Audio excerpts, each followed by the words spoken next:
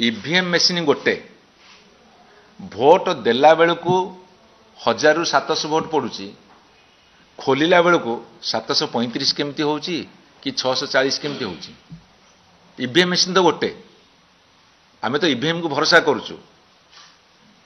आमे EVM machine vote देलु vote देला जो 1000 भोट जदि गोटे बूथ रे अच्छी जदि 700 भोट पुलिंग हैला ताहाले 700 भोट बाहर गणति टेबुल उपरे ताले सेठी 15 खंड बढ़ी जाउची केमिति 20 खंड कमी जाउची केमिति गोटे गोटे बूथ रे प्रिजाइडिंग ऑफिसर लिखिछंदी जे हमर एटी 8टा भोट पुलिंग हेची गणति बेले सेठी बाहरलानी 500 भोट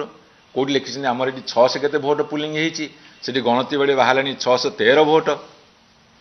एई जो असंगतिटा हैला ताले एटा काहाकू दोष दबा ईवीएम को मैन ऑपरेट करे मनीष ऑपरेट करे जदि मनीष जालियाती करिवो ताहले से जालियाती फलाफल आसब तेणु जालियाती फलाफल जो दल जीतब से जालिया दल हम ए भाबार किसी ना जालियाती जालियाती हम जालियाती जालिया हम